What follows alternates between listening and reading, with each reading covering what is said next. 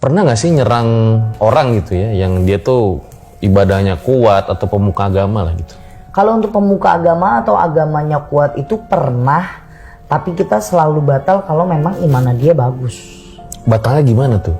Misalnya udah nyiapin ritual Udah nih. nyiapin ritual, dilihat, wah udah oke nih, tinggal jalan aja nih.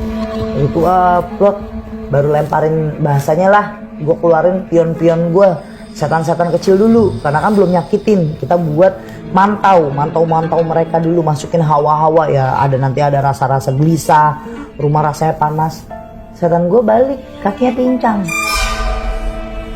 Lu pada kenapa nih? Dan itu gue ngerasain sendiri, kaki gue tuh sakit kayak orang kecetit. Ya karena mereka imannya kuat, ibadahnya udah otomatis bagus banget. Apalagi kalau udah salah satu dari target gue itu baca doa Nabi Yunus, udah kalah dah. Bismillahirrahmanirrahim, la ilaha illa anta subhanaka inni kuntu minaz zalimin, kelar. Makanya itu doa yang paling sedikit bagi gue, yang jarang orang tahu, tapi ternyata mujarab ya, karena gue sendiri ngerasain. Jadi kalau untuk alim ulama dia rajin sholat, agak susah nih Bang Fajar, batal mulu. Tapi kalau dia lagi sholat, masih bisa nggak ria untuk kenain orang ini? Masih bisa. Lah kalau sholatnya dalam keadaan sholat dia mikirin, ntar malam gue mau makan soto, ntar malam gue mau kencan sama pacar gue, ntar malam gue mau pergi, percuma, tetap kena. Makanya khusyuk sama imannya orang lagi ibadah itu kan dipertanyakan dan dipertanggungjawabkan. Pernah ada nggak setannya Teria itu mau masuk ke rumahnya aja nggak bisa gitu? Sering, yaitu ke tempat-tempat alim ulama pasti. Oh gitu? Iya, sering. Mau masuk aja nggak bisa tuh? Jadi kalau kita itu nggak mau ngambil resiko, udah dilihat memang orang yang ini ahli ibadah, udah lebih baik kita nggak kerjain. Tapi yang datang ke tempat kita kan nggak berani minta tanggung jawab sama kita, mana mendingan kita santet dianya aja.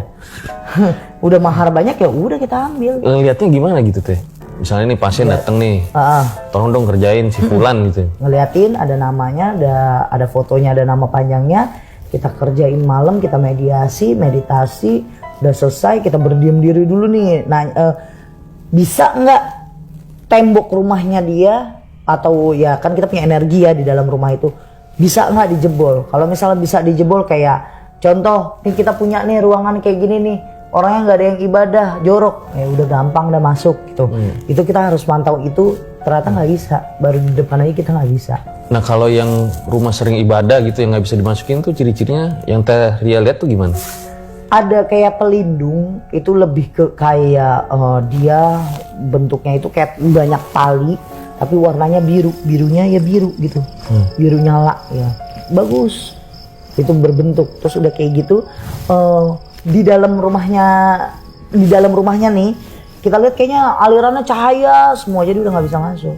Biasanya orang-orang itu yang rajin ibadah, rajin melantunkan ayat suci Al-Quran, terus orang-orang yang di dalamnya yang berucap aja itu udah ibadah, apalagi dia melakukan sesuatu itu udah susah banget.